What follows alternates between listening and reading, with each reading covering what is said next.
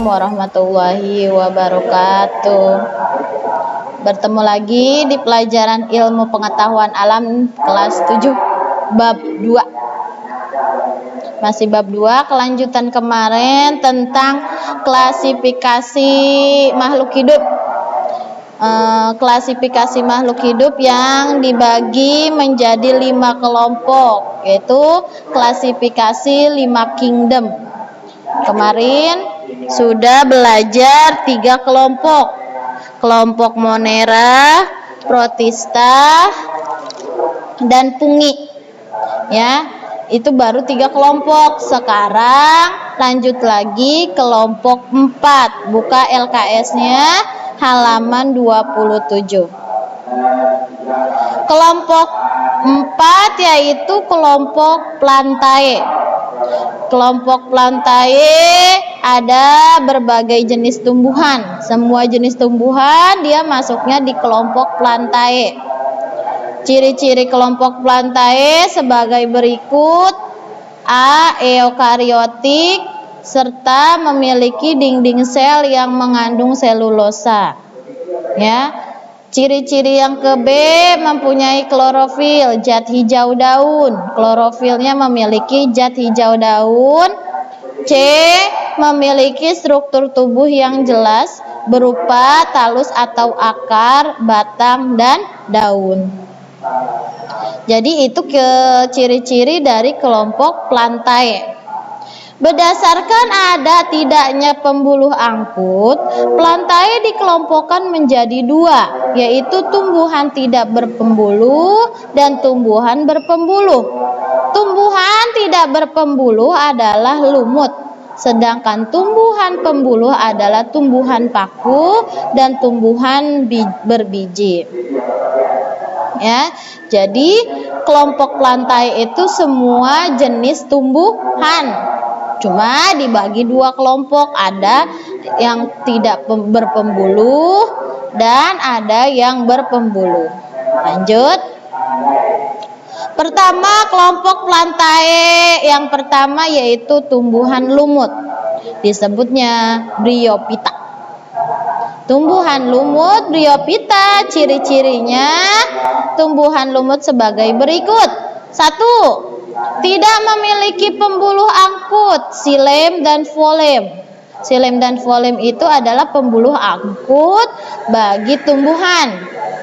Tetapi sudah mempunyai klorofil dan memiliki klorofil zat hijau daun. Tumbuhan lumut ciri yang kedua, belum mempunyai akar, batang, dan daun sejati. Lumut, tahu kan jenis-jenis lumut pokoknya tidak memiliki akar, batang, dan daun sejati. 3. Mengalami pergiliran keturunan atau metagenesis dalam perkembangbiakannya. Ya. Yang keempat, perkembangbiakan secara vegetatif dengan pembentukan spora yang dihasilkan oleh sporogonium, dan perkembangbiakan secara generatif dilakukan melalui peleburan gamet jantan yang dihasilkan antheridium dengan gamet betina yang dihasilkan archegonium. Apa sih perkembangbiakan vegetatif dan generatif? Vegetatif itu tidak secara kawin. Kalau generatif itu harus memerlukan sel gamet jantan dan sel gamet betina. Jadi secara kawin, ya. Lihat, lanjut lagi. Tumbuhan lumut dibedakan menjadi 3 kelompok. Lumut hati pertama ada Hepaticae, belum memiliki batang dan daun. Lihat LKS-nya halaman 27. Belum memiliki batang dan daun, tubuhnya berbentuk lembaran, dilengkapi dengan rizoid sebagai alat untuk melekatkan tubuh ke tanah. Contohnya adalah Archatia. Kalau kamu pengen tahu bentuknya seperti apa, boleh kamu cari di Google seperti apa bentuknya, gambarnya. Tumbuhan lumut yang dibedakan lagi yang bagian 2, lumut daun. disebutnya musci. Lumut ini telah memiliki batang dan daun akar rizoid. Ya. Contohnya adalah Polytherichium. Boleh nanti kamu lihat kembali di Google bentuknya seperti apa gambarnya. 3. Lumut tanduk Ateocerochae. Berbentuk seperti lumut tanduk, memiliki sporofit yang berbentuk kapsul memanjang seperti tanduk dan mengandung kutikula. Ya. Kutikula, mengandung kutikula, contohnya Atecerus. Tuh di bawahnya halaman 27 ada gambarnya. Kalau kamu pokoknya kalau belum jelas boleh cari di Google gambarnya seperti apa, ya. Lanjut, B. Bagian B dari kelompok Plantae, yaitu tumbuhan paku atau disebutnya Pteridophyta. Ciri-ciri tumbuhan paku sebagai berikut. 1. Mempunyai pembuluh angkut namanya xilem dan phloem. Dia memiliki tuh. 2. Memiliki akar, batang, dan daun sejati serta klorofil. Jadi sudah lengkap. Semuanya ada. Akar, batang, dan daun sejatinya tumbuhannya. 3. Mengalami pergiliran, keturunan atau metagenesis dalam perkembangbiakan. Dan 4. Perkembangbiakannya sama secara vegetatif dan generatif. Lihat di LKS halaman 27 halaman 27-nya bagian 4-nya perkembangbiakan secara vegetatif dengan membentuk spora yang dihasilkan oleh sporoagium. Sedangkan perkembangbiakan secara generatif dilakukan melalui peleburan gamet jantan yang dihasilkan antheridium dengan gamet betina yang dihasilkan arcogenium. Sama aja, ya. Lanjut, tumbuhan paku digolongkan menjadi 4. Pertama, paku lumut. Merupakan tumbuhan lumut daun sebagian besar epifit. Contohnya adalah Psilotum nudum. Namanya susah amat ya.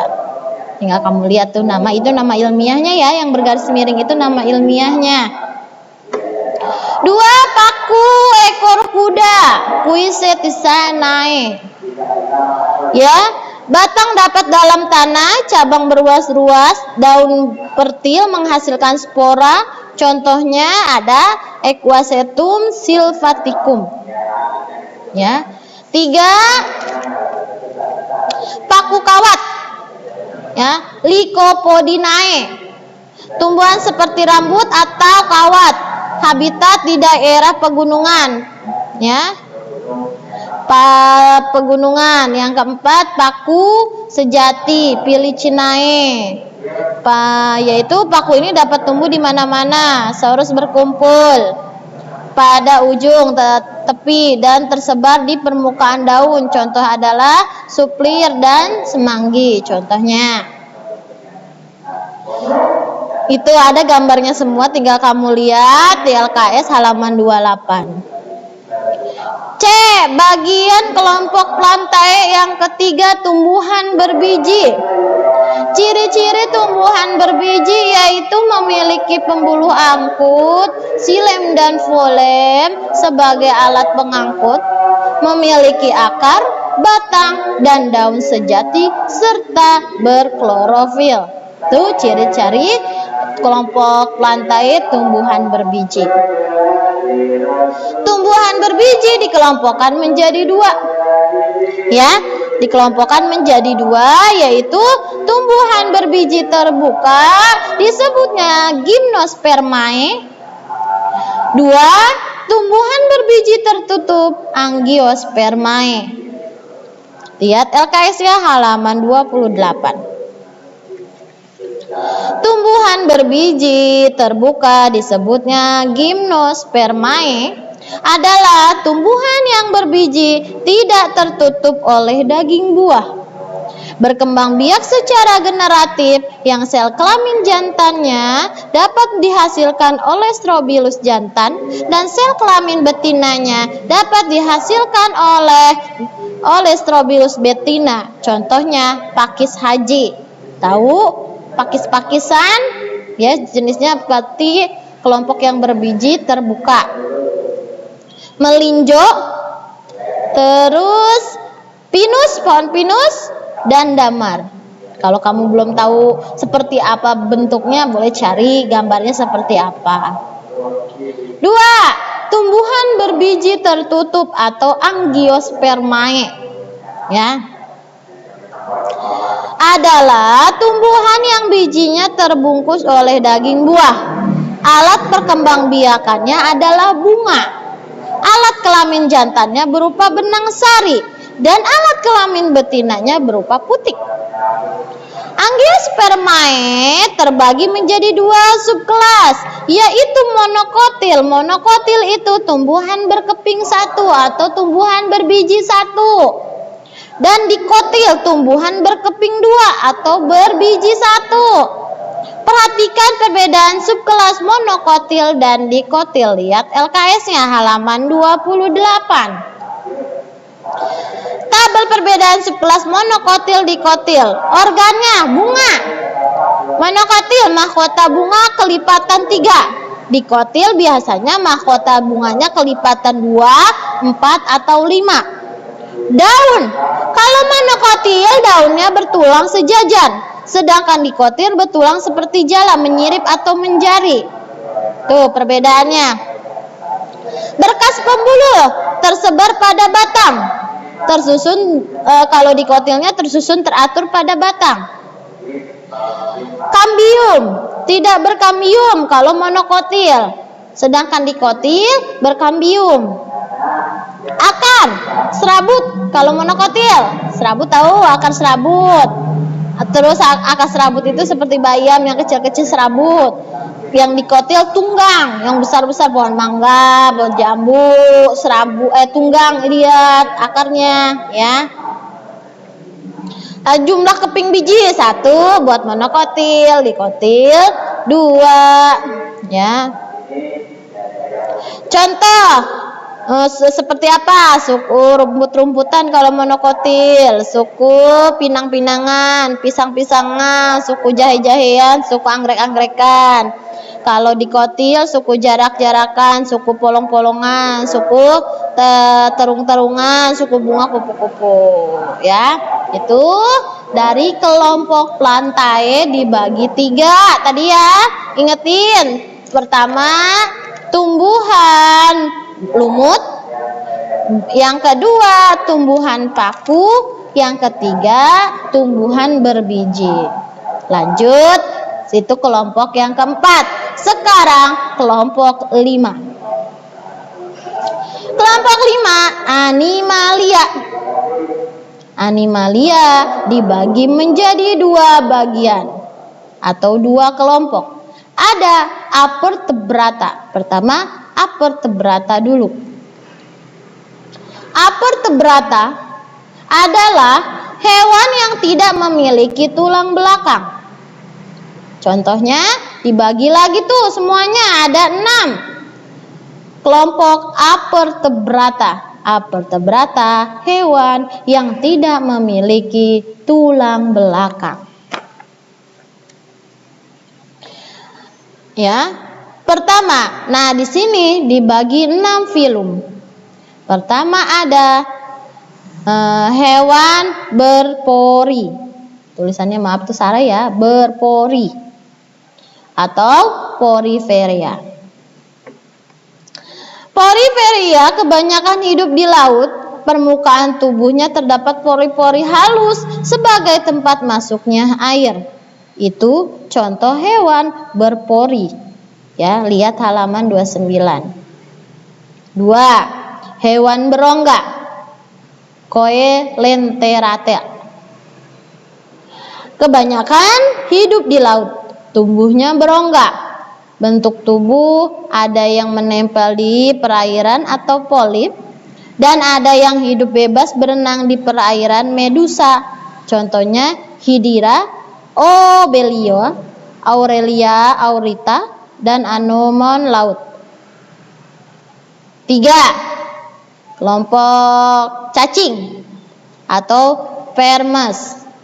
Bentuk tubuh memanjang pipi, giling, dan beruas-ruas. Ada yang hidup bebas dan ada pula yang hidup parasit pada makhluk hidup lain. Contohnya Theania solium, cacing pita pada babi. Terus Fasciola hepatica, cacing hati. Terus Archerius lumbricoides, cacing perut.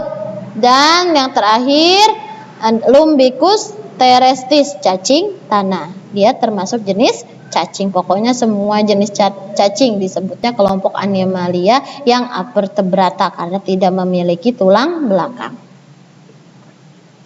4 hewan lunak seperti moluska, bekicot bahasa kitanya mah ya, moluska. Tubuhnya lunak dan dapat mengekskresikan lendir. Umumnya tubuhnya dilindungi oleh cangkang yang keras dari zat kapur. Contohnya Achitina pulica, nama ilmiahnya yaitu bekicot. Loligofili cumi-cumi, Actogus gurita, dan Pitada margeritifera, tiram mutiara. Dia semua masuk dalam kelompok hewan lunak. 5. Hewan berkaki beruas-ruas atau arthropoda. Hewan berkaki beruas-ruas, tubuhnya terbagi menjadi kepala, dada, dan perut. Pada beberapa jenis arthropoda, kepala dan dada menyatu atau cephalothorax. Pada kulit terdapat rangka luar dari zat kitin. Arthropoda meliputi kelompok udang-udang, serangga, laba-laba, dan limpat. Itu hewan berkaki beruas-ruas atau arthropoda. Yang terakhir 6, hewan berkulit duri. Disebutnya Echinodermata. Echinodermata hidup di laut. Tubuhnya diliputi oleh kerangka luar dari lempengan kapur yang berbentuk duri-duri kecil. Mempunyai sistem saluran air yang berhubungan dengan alat geraknya yang disebut kaki ambulakral. Echinodermata dibedakan menjadi 5 kelompok, yaitu bintang ular laut, landak laut, bintang ular, lilia laut, dan tripang. Semua tinggal kamu lihat di LKS-nya. Kalau kamu mau jelas lagi boleh cari gambarnya lewat Google. Itu kelompok Animalia avertebrata yang tidak memiliki ruas tulang belakang. Lanjut bagian 2, yaitu vertebrata. Vertebrata adalah kelompok hewan yang memiliki ruas tulang belakang. Dibagi ada 5. Pisces itu ikan, amfibia jenis amfibi, 3 reptilia sejenis reptil, 4 aves sejenis burung, 5 mamalia hewan yang menyusui. Sekarang lihat LKS-nya halaman 30 pertama, yaitu Pisces atau ikan. Hidup di air, bernapas menggunakan insang, memiliki sirip untuk menentukan antara gerak di dalam air, memiliki gurat sisi untuk mengetahui tekanan di air, suhu badan poikilotron atau daerah dingin, yaitu suhu tubuh disesuaikan dengan lingkungannya. Perkembangbiakan dengan cara bertelur, contohnya ikan bertulang rawan, ikan cucut, ikan pari, ikan hiu, ikan bertulang sejati. Contohnya adalah ikan merah dan ikan salem. Pokoknya Pisces itu semua jenis ikan disebutnya Pisces. Kelompoknya ya. di kelompok Animalia vertebrata. 2. Amfibia. Amfibi merupakan kelompok hewan yang mampu hidup di dua tempat, ya, yaitu di air dan di darat. Contoh amfibi yaitu katak, kodok, dan salamander. Katak bertelur di air. Telur katak menetas menjadi berudu. Berudu tersebut berenang dalam air dan bernapas menggunakan insang. Setelah dewasa, katak bernapas menggunakan paru-paru dan dibantu oleh permukaan kulit. Bagian 2. Amfibia atau amfibi, sejenis katak. 3. Reptilia atau reptil.